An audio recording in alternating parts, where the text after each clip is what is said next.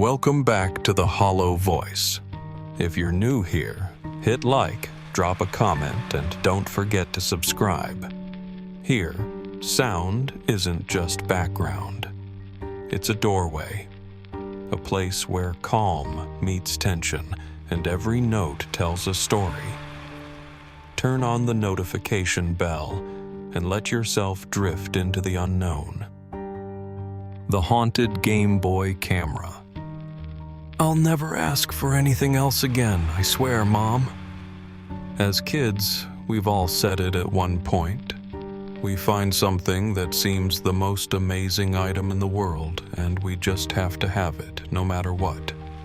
For me, it was the newest handheld, a Game Boy Color. It was the most beautiful thing to a 6-year-old, especially when all my friends were getting theirs. Growing up with 4 brothers and sisters and not especially well off, my parents did their best, but we struggled to get by most of the time. They did their best to give us comforts and toys, but new electronics were out of the question. Hell, we were still working off an old television that still used rabbit ears. I was the youngest of the 5 of us, so that meant a lot of hand-me-downs as well. I was used to it, but still held some resentment to my siblings, and of course, still begged for the Game Boy Color. They said they would do their best, bless their hearts. Shortly after my birthday, my mom and dad presented me with a box. I was surprised, but they said they had found something they knew I wanted very badly, and I had been good. My heart raced with excitement as I tore into the box, but sank into the pit of my stomach. It was not a Game Boy Color. This poor excuse for a handheld was a badly abused original Game Boy. It looked like it had been bitten and melted by something in the corners, as well as stained. Up on top, a strange camera stuck out of the cartridge inserted inside. When I picked it up, it read Game Boy Camera. They'd somehow managed to find it with the crappy little printer as well, complete with fading printer paper. You see? Daddy and I found it at a garage sale. It's exactly the kind you wanted. It even has a cool little camera to take pictures. They said, far more excited than I was. I'm not sure if it was the fact that this was the first thing that had ever been given to me first, and it still was someone's used piece of junk, or that they had no actual idea what I had wanted. Or maybe they had and just decided it was too much, so a replacement would suffice and I'd never know the difference.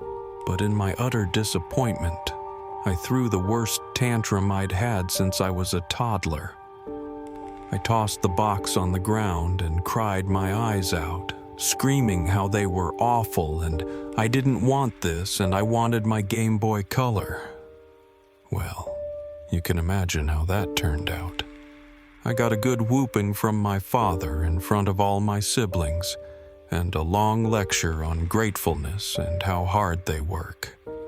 In punishment for my selfishness, they gave my gift to my brother Ryan, only a couple years older than me. I was so angry I didn't care though, and was happy to be rid of the thing. Ryan, being the jerk he was, teased me about it endlessly. It was a few days after that he figured out the camera and printing on it. He would tease me from his room, talk about how he got to play with the cool system and I was too little and bratty to ever touch it. I would either yell back at him or slam the door to my room and ignore it. Shortly after, though, I heard him leave his room and call out to our mom, claiming the printer was acting weird. She was busy making lunch and told him it was probably due to being used, and to keep trying and see if it would fix itself. I heard him go back into his room, then go back out a little while later, saying it was probably busted and that he was going to go to his friend's house. Wondering what was wrong with it, I snuck into his room and found the papers lying on his bed. He'd taken photos of himself, making weird faces into the camera. The game system had been turned off, as expected. The first few pictures were normal. Then they changed into those strange faces that everyone knew about. The way the printer paper was stained, they looked even weirder. As I looked down at the later pictures, though, they looked different.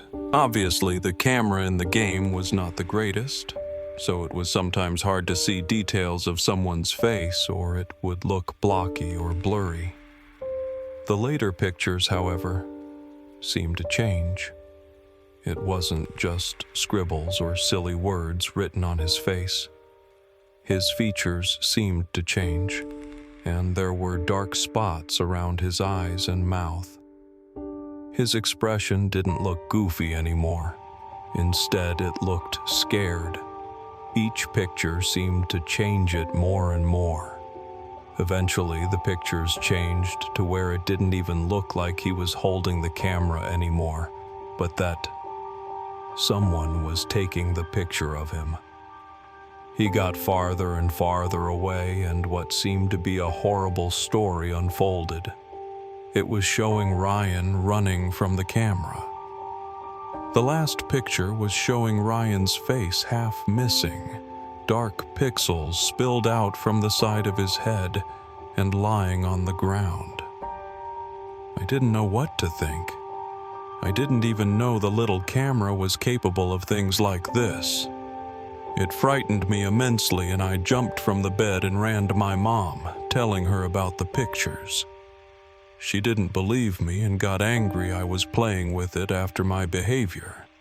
She scolded me and sent me back to my room. I was too nervous to be angry, though.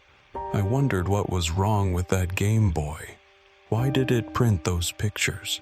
I was immensely relieved when Ryan came back home that night for dinner. He seemed fine, and after that night, I convinced myself it must have been a problem with the system since it was so beaten up, some kind of error. At some point later in the week, Ryan tried again to take pictures. I heard him call it a piece of junk and then chuck it into a drawer. He threw all the pictures he had taken in the trash can. I didn't think much of the Game Boy and the camera until the week after. I had been coloring in my room when I heard a terrible scream from outside and the sound of brakes squealing to a stop. Immediately, we all jumped up and ran outside to find out what had happened, along with our neighbors. The sight that greeted us all still is burned into my memory. Ryan had gone to walk across the street to his friend's house just as he would any other day. A man had come speeding down the street and hit him. He'd been pulled under the car and his head half crushed under the tires as the man hit the brakes. My older brother's brain and skull were splattered under, a pool of blood soaking into the street. I still remember the cry of agony and horror my mother let out, and the rage and grief in my father's eyes as he pulled the man from the car and shouted at him, asking him what in the hell he had been doing to hit a child.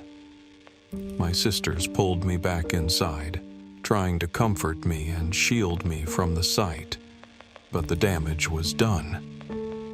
I'd seen exactly what the picture had showed me, and I knew that Game Boy had been the cause.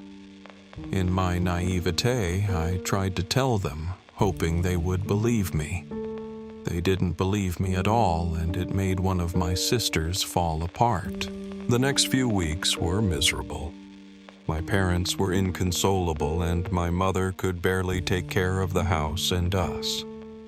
My eldest sister, Andrea, took over her role and struggled with it, angry with us and dealing with her own grief. She also took over cleaning out Ryan's side of the room that he shared with my other brother. At some point, she found the Game Boy and the Game Boy camera and asked if I wanted it. I told her it was cursed, that it had killed Ryan. She said that I was being cruel to our parents by turning their gift that was meant for me into a guilt trip, and that I needed to stop being so selfish. The funeral for Ryan caused even more money stress on the family, and slowly, even at the young age I was, I could see they were not able to handle any of it well. I did my best at that point to keep out of trouble and didn't say anything more about the Game Boy camera. I don't know when she took them, but at some point, I guess she'd needed a distraction from trying to hold up the house. I went into my sister's room to find a missing sock and thought maybe it had landed into their clothing. Her trash can had the same printer paper in it. An ice-cold sweat came over my body when I realized. I couldn't stop myself. I reached in and looked at the pictures. They were the same. Andrea's face was slowly transformed into looks of horror and fear before showing her in a grotesque and terrifying position that I could only assume was a clue to how she would die. In the ending pictures, her face was barely recognizable, and her skin was black. I was definitely sure now. This thing had to be destroyed. I thought to myself that maybe if I could destroy it, I could save my sister from the same fate. I tore her room apart searching for the Game Boy. Eventually, I found it and the printer. As I held it in my hand, something chilling happened. It turned on. The screen flashed the logo before it began to make noises and music. The sound was wrong, as though it were being played backwards. I had been looking straight at it, and suddenly, my face appeared on the screen. It began to print. In my panicked state, I went to shut it off, but found the button was down already. It should not have been running. I then proceeded to rip the printer paper out and the game out of the system. The Game Boy began to spark and error while the printer spewed out ink all over my Andrea's bed. I felt it heat up in my hands and dropped it, watching the screen begin to smoke and the sparks fly out from both the Game Boy and the printer. After a minute or two, it seemed to die. Needless to say, I got in major trouble when my sister came home and found her bed sheets stained with ink and the system broken. My parents were furious and forbid me from going out with friends at all, as well as no TV. I was now considered very irresponsible and not allowed to touch any of my siblings' things. It didn't matter, though. I had saved her from a horrible fate and the cursed system was gone. Or so I thought. I think back and realize that of everything I did, the thing that may have saved me was not letting the printer finish. 6 months later, my sister was killed when she was driving home and slipped on something in the road, crashing her car and being trapped inside as it caught fire.